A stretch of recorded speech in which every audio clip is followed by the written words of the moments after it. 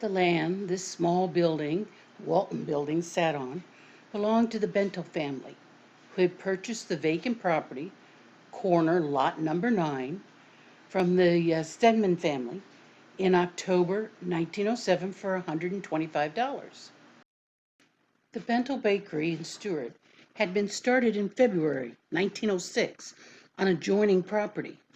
The nearby corner, lot number 9, though, remained empty for years. During the building boom of the early 1920s, a building contractor, Fred M. Walton, from St. Augustine, had come to the Stuart area by 1917. He was known for his finely constructed buildings and residences using the very popular Mediterranean style with the use of strong concrete blocks and a stucco exterior finish. He built on lot number 9, leasing the land from the Bentles, his new construction office in February 1926. The business office for his construction enterprise in the 20s was located on Avenue C, which would later be named Akron Avenue, and 2nd Street. The building itself was known as the Walton Building. He had a mortgage for $6,500 that he took out from the Seminole Bank for its construction. Many of his construction projects were right in the downtown Stuart area. He did the addition in 1923 for the remodeling of the Badcock Garage along Dixie Highway. A second story, the very same size as the first story, was put on the building, and the entire building then finished over in a buff and white stucco. The nearby Flatiron Building was constructed by Walton. Harrison Hotel in 1923 was constructed at the corner of the Dixie Highway and Avenue C by Walton and had 3 stories that would include 23 rooms and an owner's apartment on the upper 2 floors and 2 large stores on the first floor. Also along Dixie Highway, he built the new Little Dixie Cafe, and later that would serve then as the Stuart Office Equipment Company, owned by Ed Menninger. Bigger projects were awarded to Walton in 1925 and 26.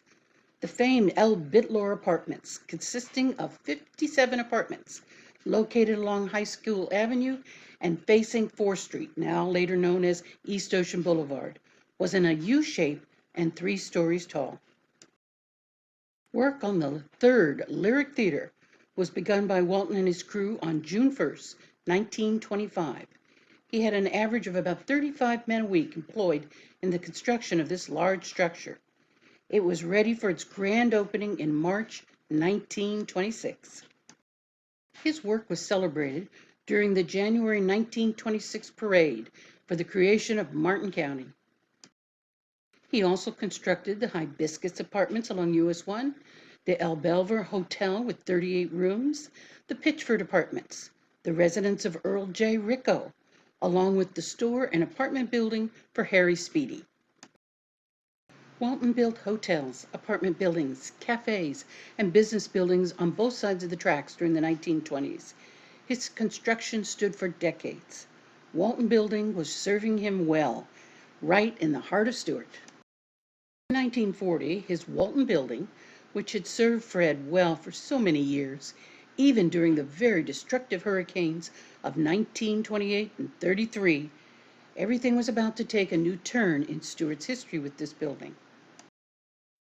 Walton's construction operations became limited during the 1930s due to the Great Depression, so he mostly was handling repair construction of other buildings.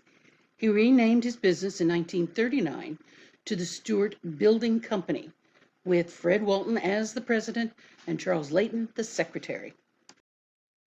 In 1940, the building became Mary's Beauty Salon, operated by Mary Rodin for a very short time, then used also by a local photographer.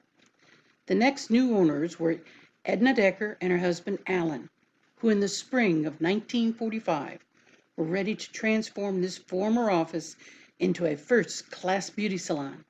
Edna's first leased it, then purchased the building.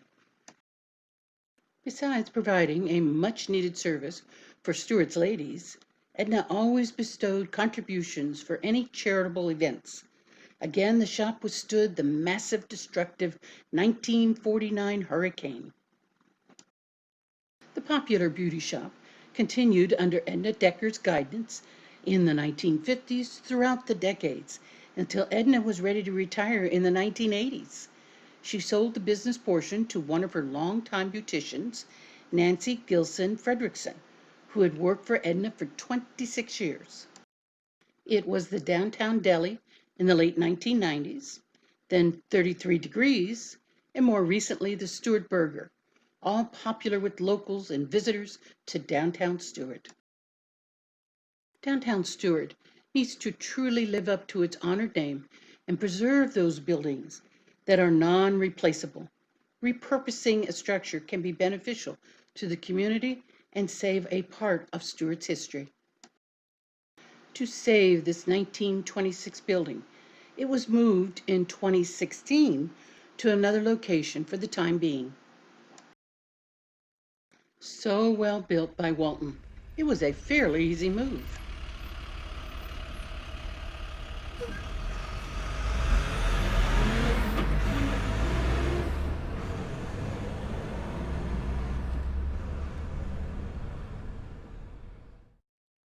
Longtime historic preserver Boo Lowry was on hand for the move.